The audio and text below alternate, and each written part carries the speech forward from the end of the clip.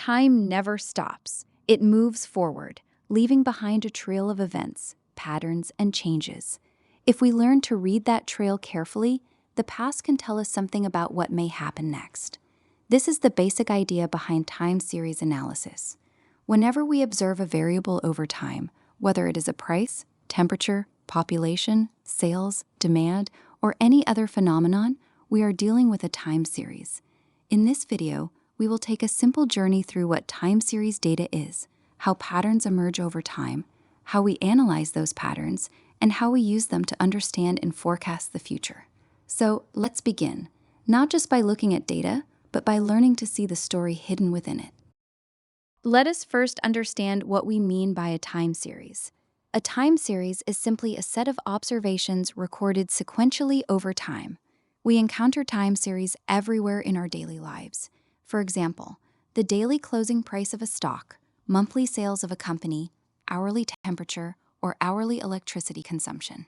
We can also have yearly population data, monthly air passenger numbers, monthly rainfall, or weekly product demand.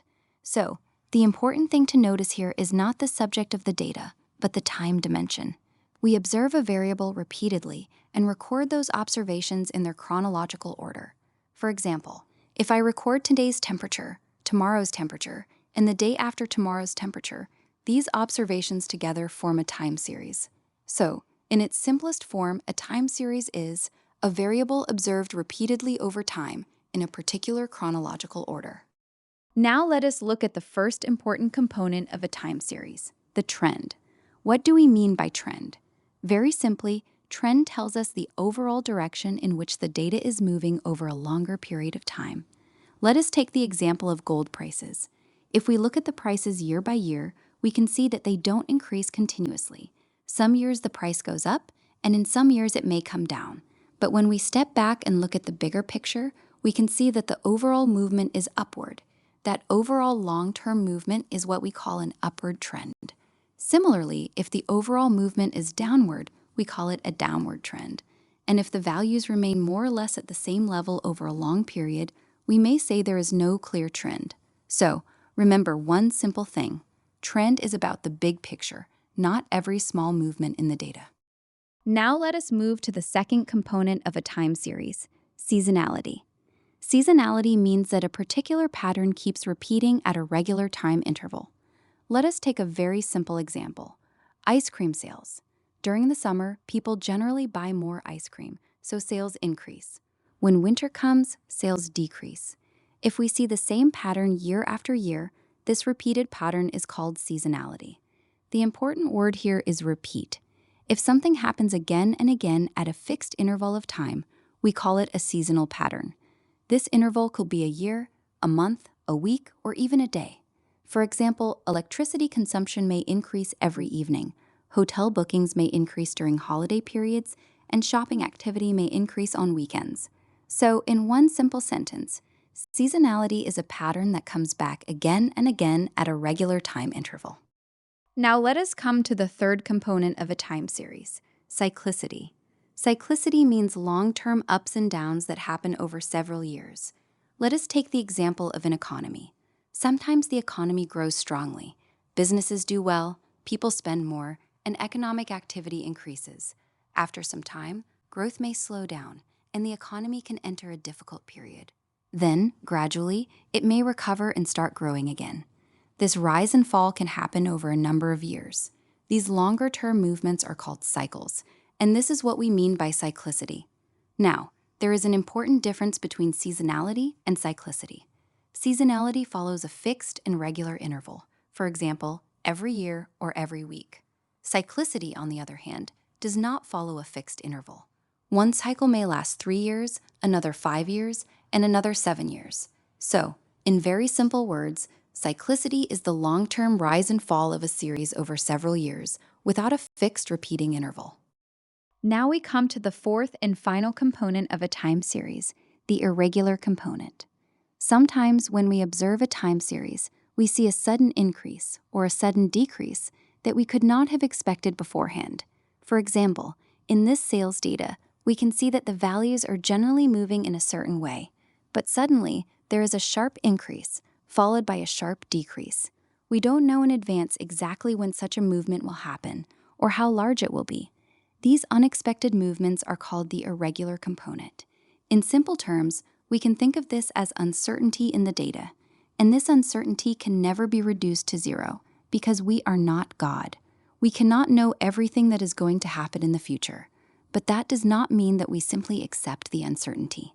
As statisticians and data scientists, our role is to minimize this uncertainty as much as possible by understanding historical data, identifying the patterns present in the series, and applying an appropriate time series model.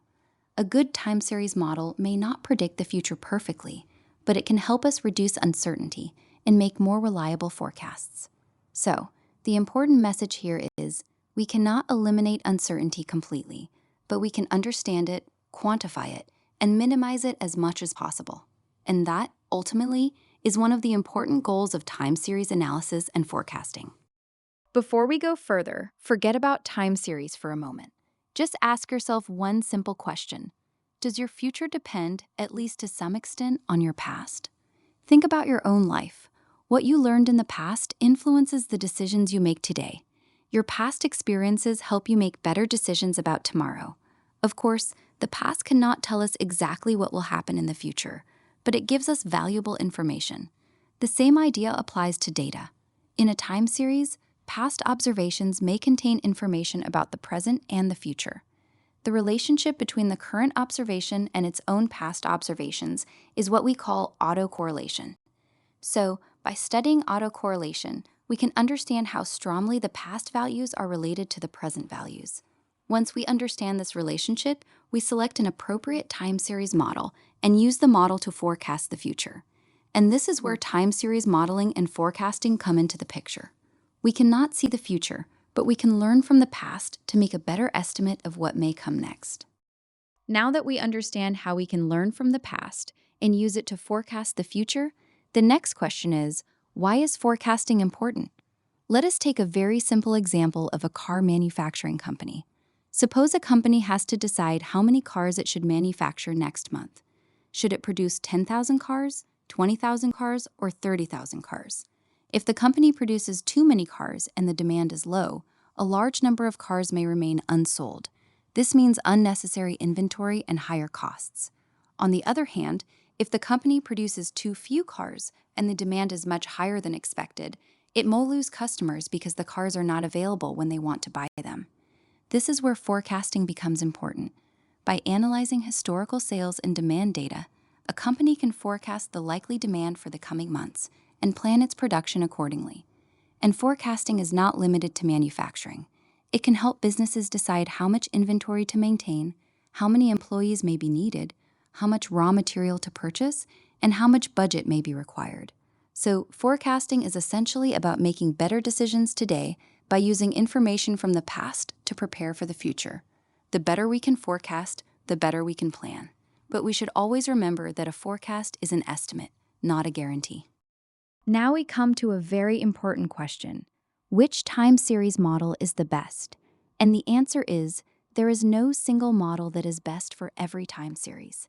We have different families of models. For example, we have linear models, such as ARIMA and Theta, nonlinear models, such as GARCH and threshold autoregressive models, machine learning models, such as ANN and SVM, and deep learning models, such as RNN, GRU, and Transformer. So, how do we decide which one to use? It depends on the characteristics of the data. I like to compare this with a doctor and medicine. A doctor does not prescribe the same medicine to every patient. The medicine depends on the patient's condition and the type of disease. In exactly the same way, as statisticians and data scientists, we should not blindly apply the same model to every time series. We first understand the characteristics of the data, identify the patterns and dependencies, and then select a model that is appropriate for that particular series. And sometimes, we may need to try several suitable models and compare their forecasting performance. So, there is no universally best time series model. The best model is the one that is most appropriate for the data and provides reliable forecasts. This is why model selection is an important part of time series forecasting.